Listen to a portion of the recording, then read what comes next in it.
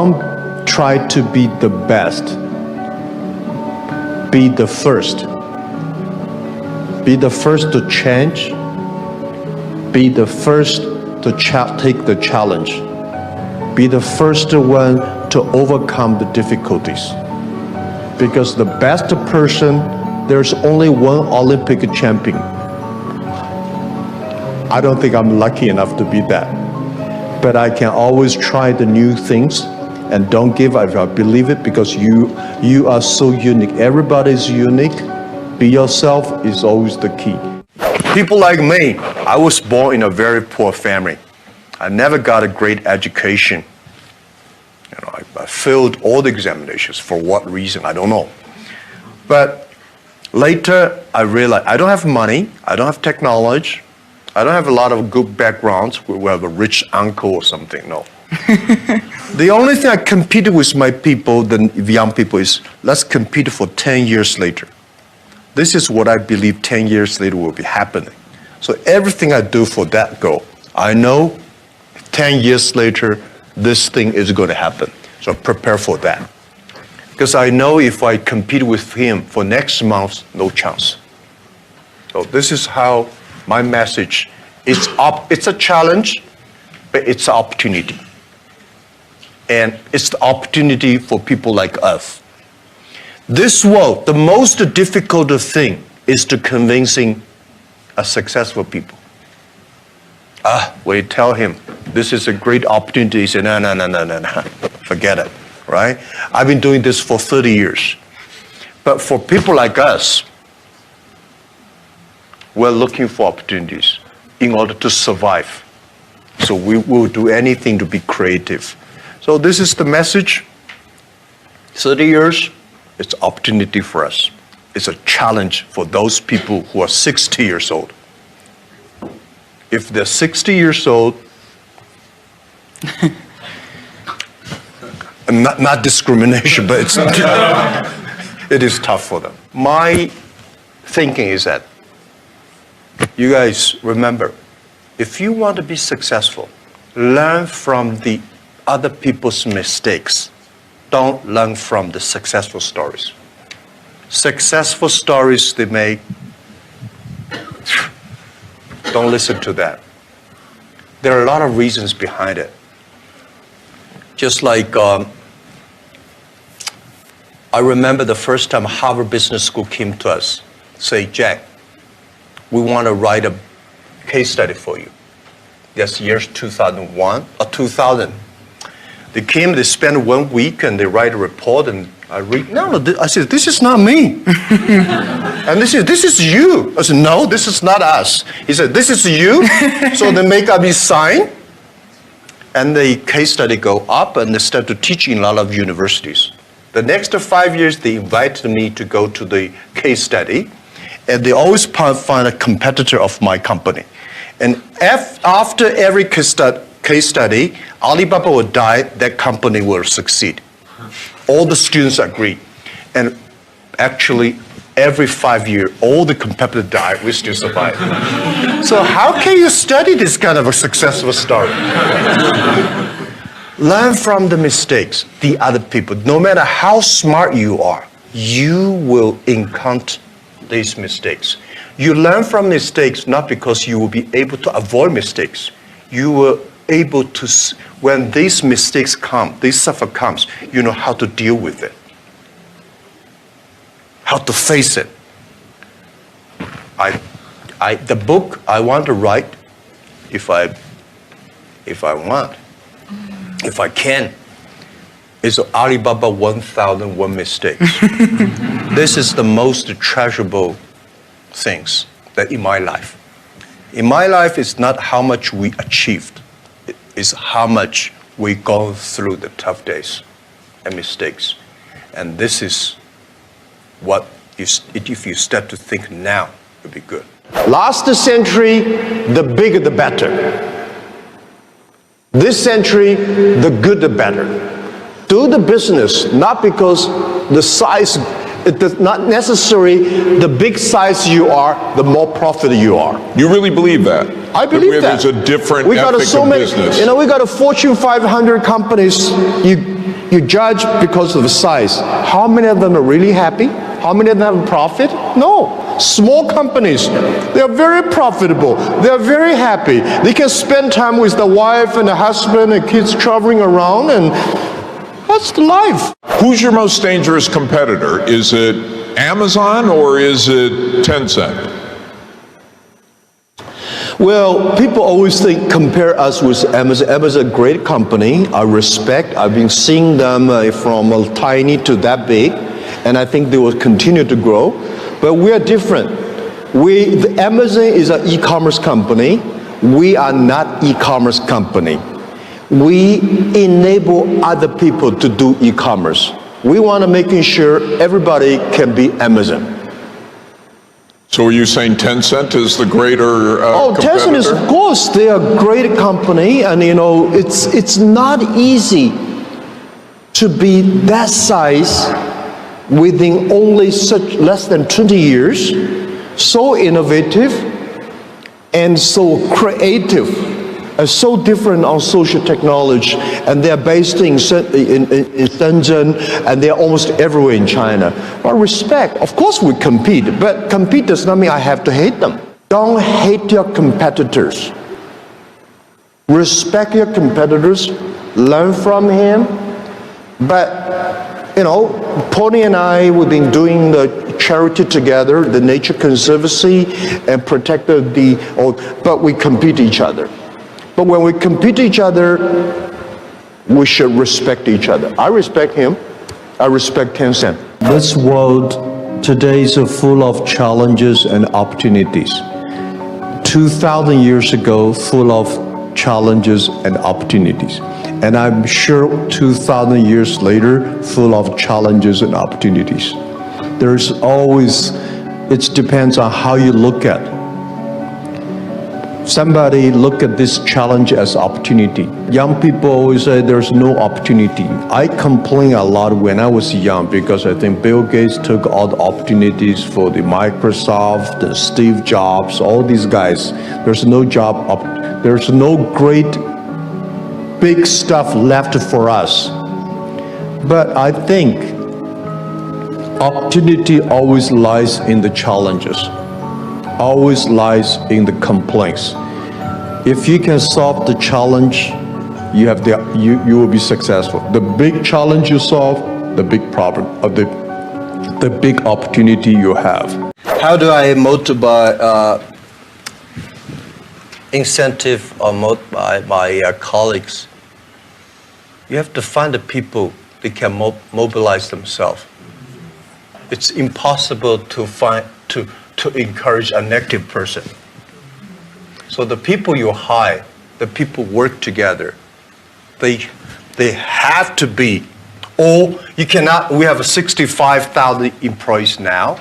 You cannot hire all of them that positive, but at least the people work with me. My management, leadership, several areas, they have to be positive. They have to know to incentive the others, because I cannot incentive everybody. And making sure the culture. So I think it would be very painful for me to talk to my vice president, and he need to be incentivized and mobilized every time, right? This won't work. If he does not know how to incentivize or mobilize his people, it's better. I don't think he will be the vice president.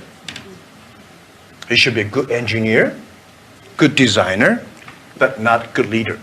A good leader should know how, but not by only money. Most of people incentivized or mobilized not because you give them a lot of money. You give the respect, trust, appreciation, and correct, heartful advice. when you come to my meetings, internal meetings, you will be shocked because we are not like a lot of the other Chinese company. The boss say, everybody listen, take notes and go down. We are like a war room. We make decisions based on whose voice is louder.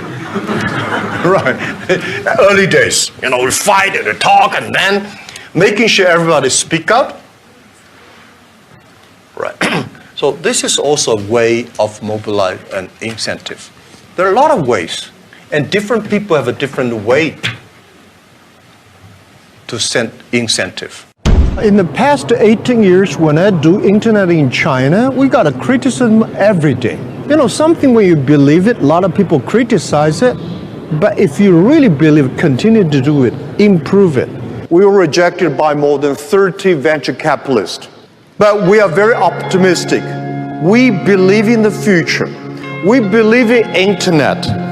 And we believe that if we do not succeed, somebody will. I think life is a journey. You come to this world is to enjoy the life, to be happy and healthy.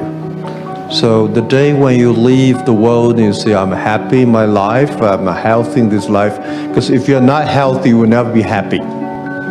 So I believe happy and healthy are the things the human being always looking for. And I think next to 30 years, because of the technology, the life science is going to change a lot. And people is going to live longer. But you can live longer, does not necessarily live healthier. So if you're not healthy, how can you be happy? If you live longer, if you're not happy, why you live there?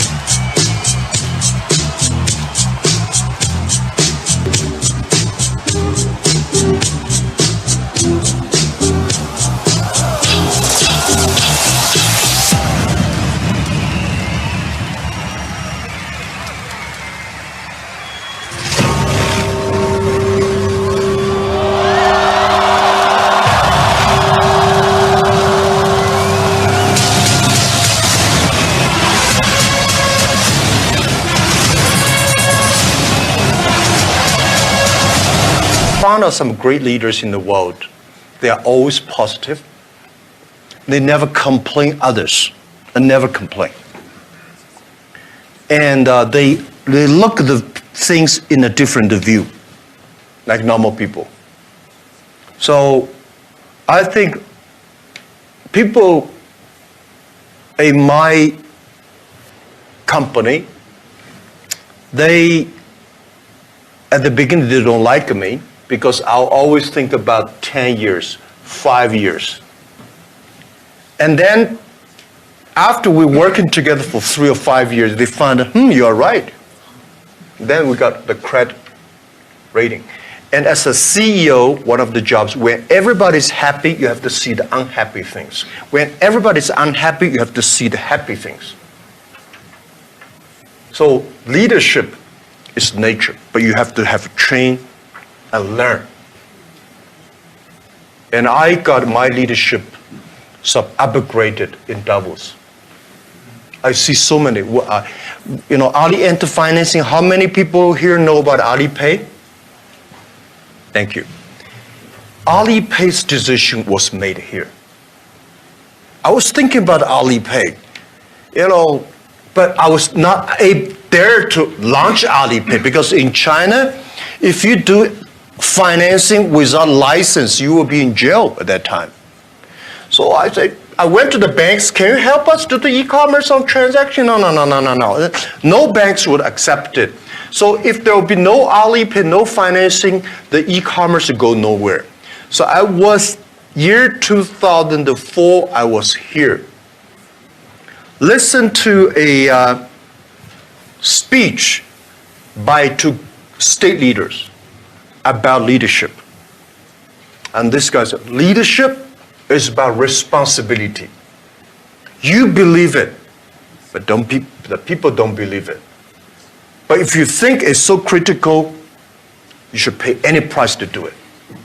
So that day changed my mind, and I called back to my team, say, let's launch it within 1 month. If somebody has to go to the jail, I go to the jail. Who will be the second one follow me? If I go, you continue, and you go to the jail, you go continue. That was called the leadership determination. And year 2004, I made the decision here, I called back. And now today the Alipay launched, and it's so big, over 800 million people today using Alipay globally. This is called. I was born in a very normal family and poor family. 6 people share $7 a month. We can only eat 1 chicken a year. It was terrible. Nixon visited my city, 1972. China, USA signed, Mao Zedong, Nixon signed the agreement. So China became open door. My city, Hangzhou, was one of the first cities that opened to the West. We got a lot of American tourists to visit my city. What he would do is he would befriend foreign visitors who came to Hangzhou to walk around the West Lake there. And I learned English by being the free guide for tour guide. More than the language, Jack was learning about the culture. The things I learned from books from China are so different from the things I learned from the American visitors. So I started to think differently.